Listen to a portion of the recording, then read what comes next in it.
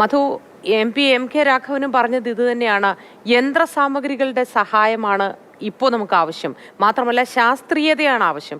അതുകൊണ്ട് തന്നെ സുസജ്ജമായ ഒരു സംഘമാണ് ഇപ്പോഴുള്ളതെന്നും നമുക്ക് എത്രയും പെട്ടെന്ന് തന്നെ ഈ തെരച്ചിൽ ഒരു ഫലം കാണാൻ കഴിയും എന്നും തന്നെയാണ് അദ്ദേഹവും പങ്കുവയ്ക്കുന്നത്.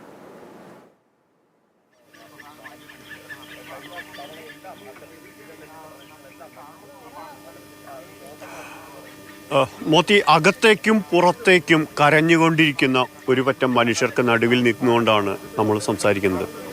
ആദ്യ ഘട്ടങ്ങളിലുണ്ടായിരുന്ന ആ അന്വേഷണം, ആ തെരച്ചിൽ, അത് തെരഞ്ഞു പോവുകയാണ്. നമുക്ക് എവിടെയാണ്, എന്താണ്, എവിടെ നിന്നാണ് ഒരു റിസൾട്ട് ഉണ്ടാവുക, ആ തെരഞ്ഞുകൊണ്ടേ ഇരിക്കുകയായിരുന്നു. ഇത് 9ാമത്തെ പകലാണ്. ഈ 9 ദിവസങ്ങളിൽ നമ്മൾ ആദ്യത്തെ ഘട്ടത്തിനൊക്കെ ശേഷം വളരെ വളരെ സജീവമായി തന്നെ നമ്മൾ ഇതുമായി ബന്ധപ്പെട്ട് ഇവിടെ ആദ്യഘട്ടത്തിന് ശേഷം നല്ല രീതിയിൽ തന്നെ ഈ ഏകോപനം നടന്നു. ആദ്യത്തെ ദിവസങ്ങളിൽ നമ്മൾ പറയാതിരിക്കാൻ പറ്റില്ല, പക്ഷേ ഇനി അത് പറയുന്നതിൽ ആവർത്തിക്കുന്നതിൽ കഥയില്ല എന്നുകൊണ്ട് പറയാണ്ടിരിക്കുക.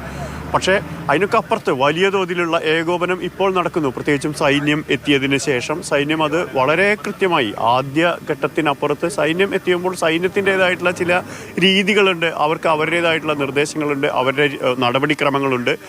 അതനുസരിച്ചുള്ള യന്ത്രങ്ങളാണ് ഇപ്പോൾ കൂടുതൽ കൊണ്ടുവന്ന് അതുമായി ബന്ധപ്പെട്ട് പ്രവർത്തിക്കുന്നത്. ഒരുപക്ഷെ ആദ്യഘട്ടത്തിൽ ഇത് എത്രത്തോളം, ഇതിൻ്റെ ഗൗരവം എത്രത്തോളം, ഇതിൻ്റെ ആഴം എത്രത്തോളം, പ്രദേശത്തിൻ്റെ ഘടന എത്ര, ഭൂപ്രകൃതി എത്രത്തോളം എന്നൊക്കെ വളരെ യുക്തിപൂർവ്വം ഒരു പരിശോധന നടന്നിട്ടില്ലായിരുന്നു എന്നുള്ളത് ശരിയാണ്. പക്ഷേ ഇപ്പോൾ അതിനപ്പുറത്തേക്ക് കടന്നു ചെന്ന് ഒരു റിസൾട്ട് ഉണ്ടാവണം എന്നുള്ളൊരു വിധത്തിൽ തന്നെയാണ് നടക്കുന്നത്. ഇപ്പോഴും ഏത് നിമിഷവും മഴ പെയ്യും എന്നുള്ള അവസ്ഥയാണ്. തീർച്ചയായിട്ടും ആകാശം ഇരുട്ടടച്ച് നിൽക്കുക എന്നൊക്കെ നമ്മൾ പറയുന്ന പോലെ ഇപ്പം നേരം 7:30ആയിട്ടും പൂർണ്ണമായിട്ടുള്ളൊരു വെളിച്ചം ഈ പ്രദേശത്ത് വീണിട്ടില്ല. ആകാശം വളരെ കാർമേഘങ്ങൾ കൊണ്ട് മൂടി, അതായത് നമ്മുടെ പലരുടെയും മനസ്സ് പോലെ തന്നെയാണ് ആകാശത്തിൻ്റെയും ഇപ്പോഴത്തെ അവസ്ഥ എന്നുള്ളത്. ഇത് തന്നെയാണ് നമ്മൾ ഈ രക്ഷാപ്രവർത്തനത്തെ ആദ്യ ദിവസം മുതൽ പിന്നോട്ടടിക്കുന്ന പ്രധാന കാര്യം. നമ്മൾ ഈ രക്ഷാപ്രവർത്തനത്തിലെ ഉദാസീന മനോഭാവമൊക്കെ നമ്മൾ ഉണ്ടായിരുന്നു എന്നുള്ള സത്യമാണ്. പക്ഷെ അപ്പോഴും ഈ മേഖലയിലെ ഈ കൊങ്കൺ ബെൽറ്റിലെ പ്രകൃതി, അതുപോലെ തന്നെ ഈ കാലാവസ്ഥ, ഇതെല്ലാം രക്ഷാപ്രവർത്തനത്തിന് തടസ്സം സൃഷ്ടിച്ചിരുന്നു. ആദ്യ ദിവസങ്ങളിൽ ചില ദൃശ്യങ്ങൾ നമ്മൾ ആദ്യ ദിവസങ്ങളിൽ കണ്ടിരുന്നു.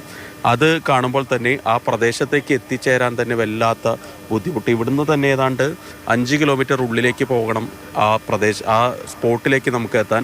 മറുവശത്ത് മംഗലാപുരം സൈഡ്, കുംട്ട സൈഡിൽ നിന്ന് വരികയാണെങ്കിൽ അത്രയും ദൂരമുണ്ട്. ഇത്രയും ദൂരത്ത് മണ്ണിടിഞ്ഞ് കിടക്കുമ്പോൾ ആ മണ്ണ് മുഴുവൻ മാറ്റുക എന്നുള്ളത് ദുഷ്കരമായിട്ടുള്ള ഒരു ജോലി തന്നെയാണ്. ഏതായാലും അതിനൊക്കെ തടസ്സം, തുടക്കം മുതൽ തടസ്സം, നേരത്തെ നമ്മൾ പറഞ്ഞ പോലെ തന്നെ അല്പസമയം മഴ പെയ്താൽ അല്പസമയം മാറി നിൽക്കും, വീണ്ടും പരമാവധി ശക്തിയോടെ ആഞ്ഞടിക്കുന്ന മഴ, ചീറിയടിക്കുന്ന കാറ്റ്, ഇതൊക്കെ വല്ലാത്ത പ്രതിസന്ധി നമ്മുടെ രക്ഷാപ്രവർത്തകർക്ക് സൃഷ്ടിച്ചിരുന്നു. 4ാം ദിവസം മുതൽ ശക്തമായ രീതിയിൽ തന്നെയാണ് സംവിധാനങ്ങൾ മുന്നോട്ട് പോയത്.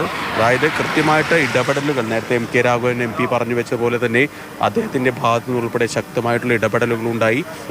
നമ്മൾ പറയുമ്പോൾ എപ്പോഴും പുഴയൊക്കെ കലങ്ങി വരുമ്പോൾ ഇടയ്ക്ക് കലങ്ങിയും ഇടയ്ക്ക് തെളിഞ്ഞൊക്കെ ഒഴുകുകയാണ് എന്ന് പറയാറുണ്ട്. ഇവിടെ ഒരിക്കലും തെളിയാതെയാണ് കഴിഞ്ഞൊരു 2 ആഴ്ചയായിട്ട് ഈ പുഴകളൊക്കെ ഒഴുകിക്കൊണ്ടിരിക്കുന്നത്. മോത്തി, അതിൻ്റെ ഒരു പ്രധാന കാരണം ഇത് കർണാടകത്തിലൂടെ വരുന്ന ഒരുപാട് നദികൾ, ഞാൻ നേരത്തെ പറഞ്ഞതുപോലെ ഈ ഗംഗാവല്ലി പുഴയിലേക്ക് വന്നു ചേരുകയാണ്.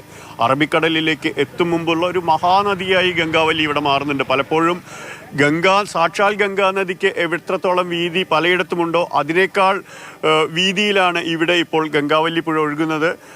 ആ ഗംഗാ നദി എങ്ങനെ ആ മലഞ്ചെരുവുകളിൽ കടന്നു വന്ന് അത്ര ഉഗ്രരൂപിയായി ഒഴുകാറുണ്ടോ ആ രൗദ്രഭാവം മുഴുവൻ ഇവിടെയുമുണ്ട്, ഗംഗാവല്ലി പുഴയിലുമുണ്ട്. അപ്പോൾ ഒന്ന് കലങ്ങി, ആ വെള്ളം കണ്ടാൽ തന്നെ നമുക്കറിയാം മണ്ണ് ചേർന്ന് കലങ്ങി ചെളിയ കുത്തി ഒഴുകുന്ന ഒരു പുഴയാണ്. അവിടേക്കാണ് ആ ഈ കലങ്ങി മറിഞ്ഞ പുഴയിൽ അന്വേഷണം നടത്തുക, തെരച്ചിൽ നടത്തുക എത്രത്തോളം ദുസ്സഹമാകും എന്ന് മധു പറയുന്ന വാക്കുകളിൽ നിന്നും വളരെ വ്യക്തമാണ്, ദൃശ്യങ്ങളിൽ നിന്നും വ്യക്തമാണ്. അതുകൊണ്ട് തന്നെ ബുദ്ധിമുട്ടേറിയതാണ് ദൗത്യം ഈ തിരച്ചിൽ എന്ന് പറയുന്നത് അറിയാം. ആ സാഹചര്യത്തിൽ ഈ യന്ത്രസാമഗ്രികളുടെ വരവ് അത് കുറച്ചുകൂടി ഇതിന് ആക്കം കൂട്ടട്ടെ എന്ന് തന്നെ നമുക്ക് ആശിക്കാനേ സാധിക്കൂ.